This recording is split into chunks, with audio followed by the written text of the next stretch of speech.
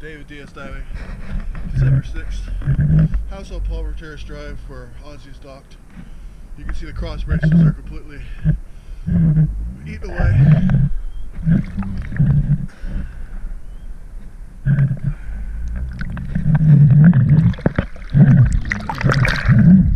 Holes heavily damaged.